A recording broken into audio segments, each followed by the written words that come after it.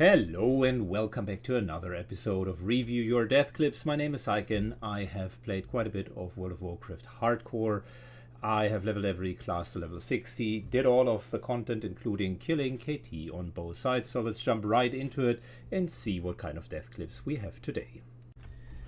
Alright, let's jump into the first death from 5 is alive. Or 5 is alive. We're looking at Waling Caverns. Oh, he's not getting the heal off of the healer, the aggro off of the healer. Oh, that's nasty.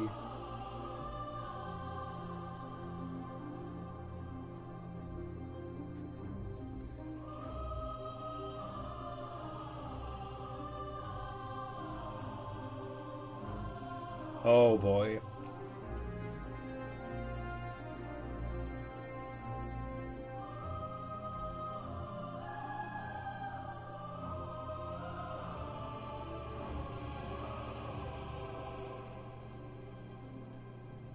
Oh boy.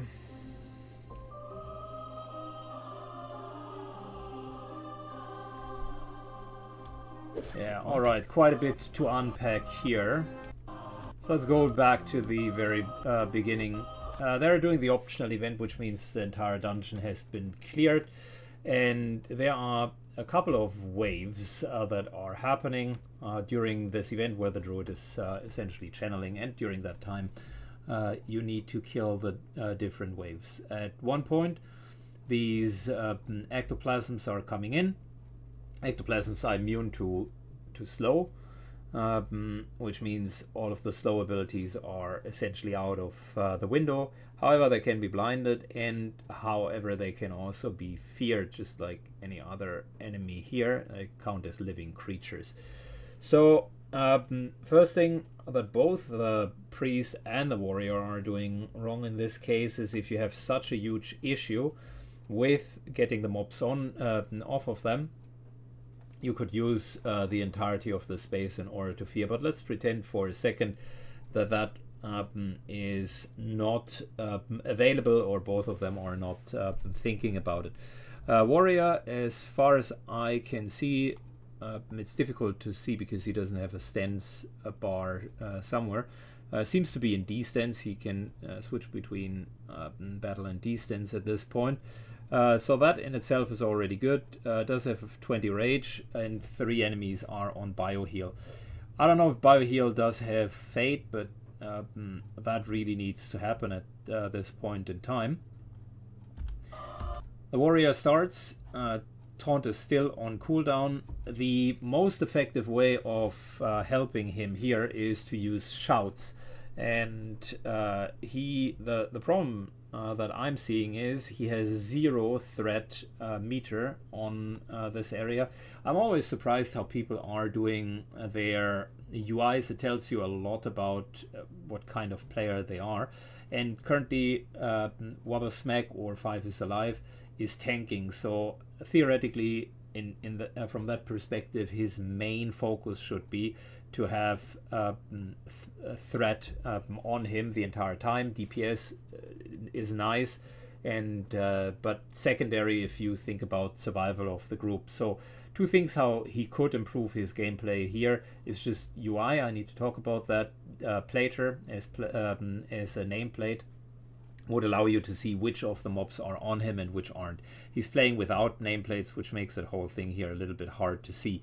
However, he has method rate tools configured in a way that he sees all of the individual cooldowns of every single one, which, yeah, I guess is fine, but that's such a nuanced and advanced feature. If you don't have Plater or a similar tool to see which mob is on you, and you don't run a threat meter, but the usual damage meter, then things are not really that great. So there's an old saying going, if the healer dies, it's the tank's fault. If the tank dies, it's the healer's fault. And if a DPS dies, it's typically the DPS fault. And that saying is, there is a truth to that. Anyways, let's look at what abilities he's using. He's starting with a cleave. Not bad, but cleave is an auto attack ability that happens on your normal auto attack, consuming rage. Now the problem, if you already don't have the threat of the enemies, is that you're very likely not going to get a lot of threat if you're spending it. So Heroic Strike and Cleave, in my perspective, would be off here. He's better suited with you using Taunt to get at least one of them on him. In fairness, that was off beforehand. So that is one option, and dealing normal damage that builds up rage, and using the GCDs in between the white hits to basically use shouts in order to AoE regain aggro. Bioheal is trying to heal. He has Piercing Howl right here, which wouldn't do much, so that is off the plate for these mobs. But he has Demo Shout and Battle Shout, and given that this here is a shout range, he could hit the pet and 4 other players, which would give his Battle Shout actually a pretty sizable amount of threat on all of them. So I don't, since this here is cluttered, I assume that this is his only bar of buffs and that I'm not missing anything. So the fact that this guy doesn't have Battle Shout up is a big no-no. That should never happen.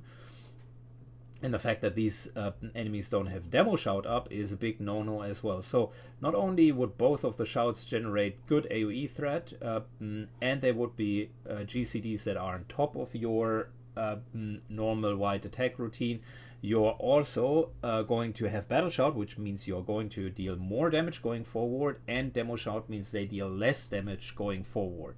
He does have Blood Thirst, which could give him more threat. His Plater problem of not seeing how many mobs are on him for now brings him to actually just pulling one mob out, whilst Bioheal still has the others on him. These guys are a bit nasty because they can, when they die, spawn another different ooze. So the correct play here is to not backpedal, but to continue attacking this guy, target switch, taunting this guy, do both of the shouts. And that's really what he should be doing. We're seeing 4 enemies. This blob here is being dealt with a hunter, but he has 2 more targets that should definitely go off the healer.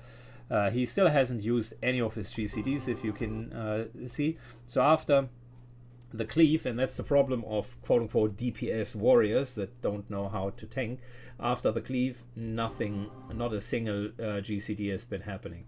So you're seeing most of the enemies are still on Bioheal, still no fear, and more and more of them continue to be there. Now, finally, the taunt was happening, so he took the ectoplasm, the 50% ectoplasm off of him, which means this ectoplasm and this ectoplasm are now going to be on him.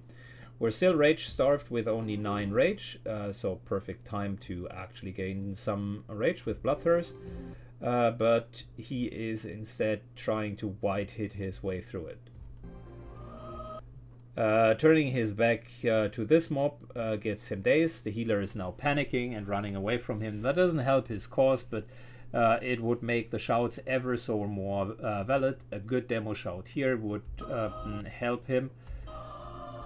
He is trying to get the next mob onto him. Pretty futile Frost Nova from the mage there, realizing that it's not happening. You could blind it, but we're not talking about the other place. We're just talking about the tank here. So we're having 2 enemies on the tank, 2 enemies on the healer. Funnily enough, the 10 seconds of taunt are almost over. That's how long this guy is running behind them, dealing no damage whatsoever, and just the whole threat that he has is just by getting hit. So in that time he could have shouted 3 times, even with the amount of threat that he has. Healer shields himself. The newly spawned ooze is now going on to the healer, so he lost yet another one. And since he hasn't dealt a single point of damage to the ooze behind him, but only got dazed, that means that the healer now gets aggro from him as well, and we're having 4. At this point, it's pretty much just fear. He doesn't have that on the bar, which is again a big problem. And that at this point it's very, very, very rough. The healer actually doesn't generate that much aggro, because how threat works with healers is the effective healing done is being divided by the numbers of enemies, and he just gets a fraction of his healing threat to every single enemy. Meaning, if you shout and attack, you're going to have 1 or 2 on you. You're just taunting off the next one and you're fine. So taunt is off of cooldown. He is using that. It's a bit of a saving grace. And he is, what I would assume, trying to use cleave again. Afterwards, it's pretty straightforward. He's running to the ledge, takes a potion. That little move back might have killed him. He is actually a decent player because he knows how to not get dazed, but he clearly doesn't know how to tank. And then he realizes, alright, there's 2 little hit points to actually go down there. Doesn't have intercept, so he couldn't survive the fall, and dies. So that was that. We are continuing with Winford. Next death on our compilation here. Hunter in Hillsbrad is fighting the Syndicate on even level. Okay, so he's here in order to do the Syndicate quests for the Horde. Oh, that was a mistake. We just got bounced. Oh shit. Yeah, he's going to die. Where's my swimming spots? Where are my swimming spots? Doesn't help you when you're getting stunned, my dude. Fuck. He even put the hands off of the keyboard, knowing that it is over. So let's talk a little bit about the situation. He pulled more than one enemy here. Hunter is a pretty easy to level class, so he has a lot of tools. He's engineer, which is good. He has target damage, which is good. He does have most of his stuff keybound, which is fine. He clearly has a visualization for the dead zone, which is the point where the hunter can neither use melee nor range attacks. Is running a feline companion, so he has been following some sort of guide, potentially without really fully appreciating the details of it. His pet is on passive. That's a problem. If you're fighting, your pet should be on defensive. If it's following you, you should be on passive. But that requires a little bit more sophistication in setting up your macros, which I assume he hasn't looked into. So those are the immediate improvements that I could see. Doesn't have keybinds for all of this stuff, which again is a bit of a problem. So he is fighting 3 enemies: rogues, backstab, syndicate watchmen have a couple of anti-caster stuff, and there's another watchman. They are 20, 22, 21, and I think if I've seen it correctly, he's 24, 23 or 24. So these guys are conning yellow. This one is conning green, so he must be 23. So it's pretty even fight. He starts with almost all of the resources and 3 enemies. Believe it or not, at this point the hunter is totally okay. There is really not much of a problem. He should just stay and fight. The correct way of playing this is he has aggro of 2. One of them is being done by his pet. So the correct way of actually playing this is to use the pet, circle through them, have an have an attack macro, and just let the pet grab the aggro of all 3 and then nuke it down. Okay. He's not doing that, but instead decides to run. Let's assume just for 1 second that running is the option here, which, by the way, it is not. Then let's go with the flow. What could he have done better on his escape? So he goes into melee just to mongoose bite, finish off that one guy, and sends the pet onto the syndicate watchman, who is now fighting the pet, whilst the syndicate rogue is on him. So that's his play so far. The he is doing basically a light version of what I was trying to tell. The reason why he takes so much damage is the rogue was behind him and has given him a couple of good backsteps, and he now realizes, oh boy, I'm at 40% health, that's not going well. Still exposes his back to the rogue and continues to get damaged there. Then targets the rogue and doesn't target his pet, or doesn't let his pet attack him. He's also poisoned on top of that. Takes even more damage. The rogue for a short period of time was yellow in Plater, which means the pet is trying to receive threat. So that part he did correct. What he does not do correct is he should wing clip. Shift Q, not the greatest of keybinds for wing clip, but I don't want to sound too pessimistic here. Another thing happened that you might have missed, which is another problem. So rogue at this point is yellow, which means the pet is about to pick to rip aggro. His eyes are not even realizing that, and he instead decides to go for a health spot. Now the problem with the health spot is it counts as healing and puts him right back on the threat table. Only 2 enemies are there. Healing a threat is divided by the amount of people that or amount of enemies that you're fighting, which means half of the hit points from the potion go as threat to the rogue and the other half to the other enemy. So here he drinks it, and here the rogue gets the threat. From yellow to red, we are back at high threat. He at least has a tiny threat meter, but I doubt that at this point his thought is, how can I maximize threat? He's just thinking about, how can I run off? I don't want to be in that situation. Now, this was 200 and a bit healing, which will take the pet a long time to get this guy off of him. Again, wing clip would be the right call here, or just turning around your back and actually using your copper bomb, or I wouldn't do that. I wouldn't yet go with a target dummy because I know that there are 2 enemies there. Now, we're again in a pretty tough spot here. What did he just do? He is basically just moving forward. The rogue is still behind him. There's a server leg, so don't be fooled by this distance. The rogue is effectively here. And you can see he's still taking a lot of damage. Also from the poison. This is a rogue hit. The rogue is now finally being taken off by the pet. Tiny threat tells you that that is the case, and he activates cheater.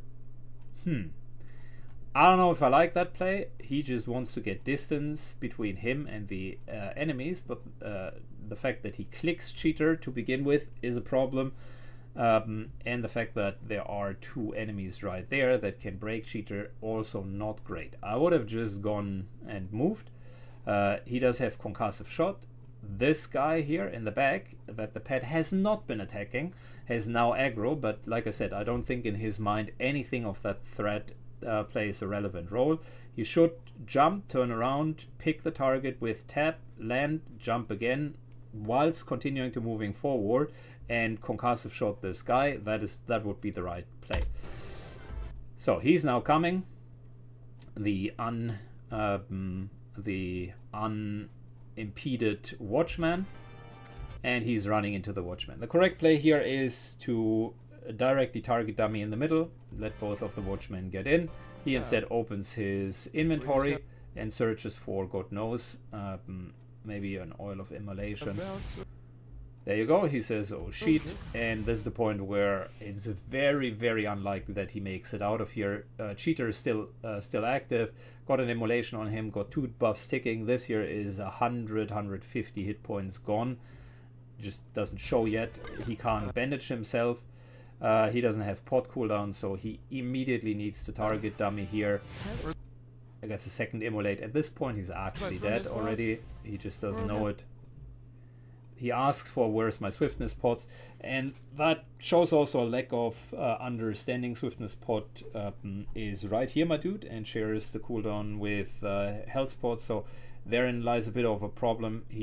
It's just execution problem after execution problem. If you health spot, you can't swiftness pot. You don't need to swiftness pot as much as a hunter because you do have a cheater, which gets you out of a lot of the sticky situations. But the right call here is to do target dummy, which by the way shares cooldown with Hellstone, so he should have known that. There are basically 3 cooldowns. One is potion, one is, I would say, engineering devices, and one is grenades. That's the easy way of thinking about it, and he needs to track those cooldowns. So a lot to unpack here. I know it's a bit difficult that chase to go through all of the threat, but if you're playing a hunter well, you would have gotten through that. You would have already won the fight there, but even the chase could have been won. Let's move to the next death. Alright, next one is from Savix in Waling Caverns. He's a good PvP player, but struggles with Classic for whatever reason. So I'm not going to be able to shoot right for a week because of you. They're fighting the druids. We make it up after this dungeon, man. Okay. Maybe you have some Tums in Orgrimmar or something. Me got some Tum, me got more than Tum, man. I got Wise Torrent, man. Oh, yeah, he might be able to help. We be having all the medical Didn't he just catch the running guy? Taking 3 business days. Oh, I gotta kick this.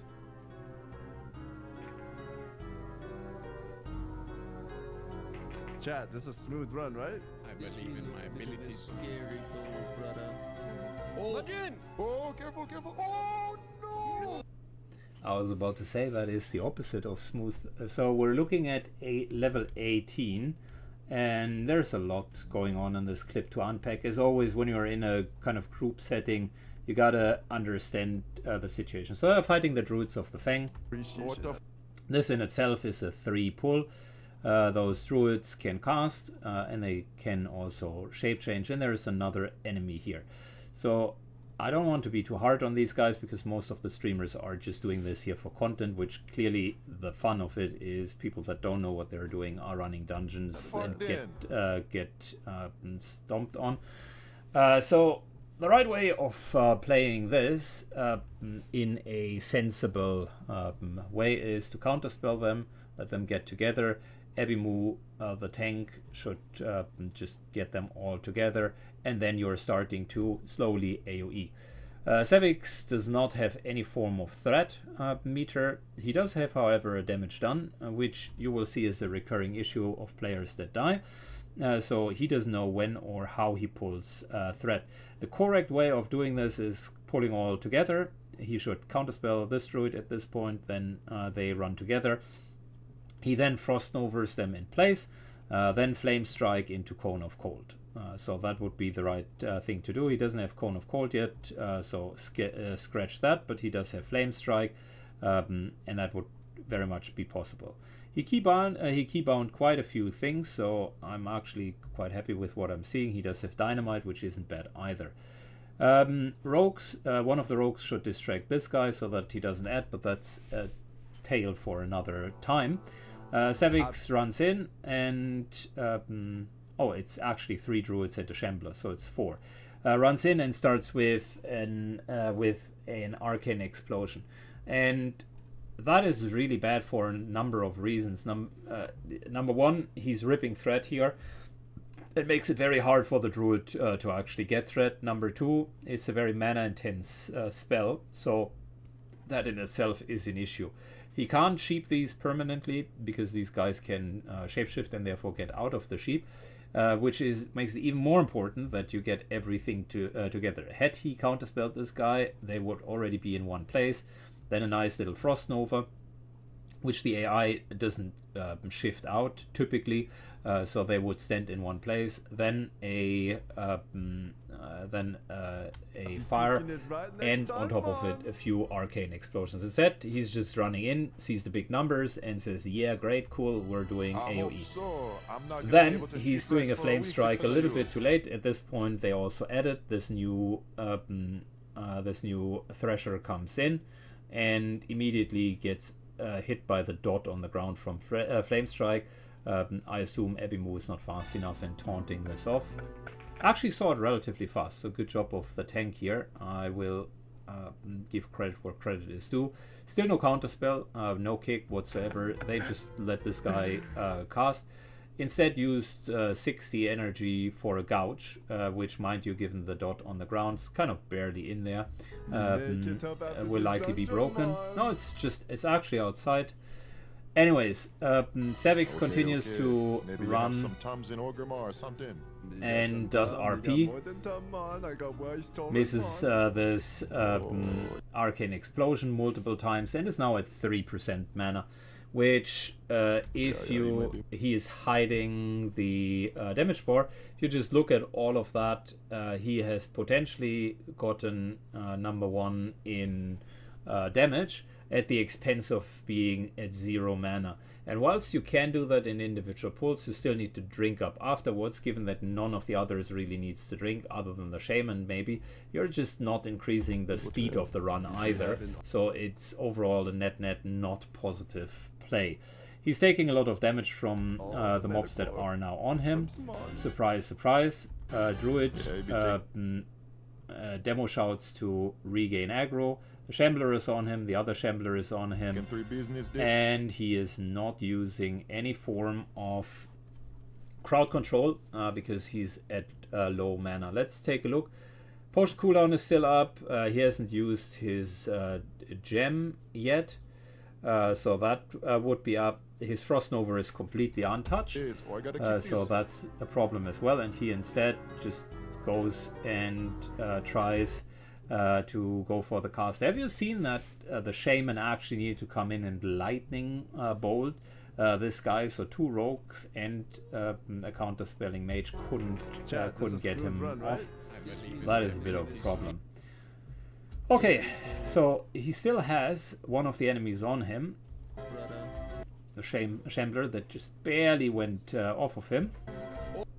The Druid of the Fang is still on him and is casting, and now would be the right moment and time to pot, and he doesn't. I don't know where to start. It's definitely an execution issue. Mana management was poor, positioning was poor, cooldown usage was poor, but just basically didn't understand the encounter and died with the most DPS, but yeah, the run was a failure. Hope you enjoyed the clips today. That's the end of this episode, and see you all in the next one. Bye bye.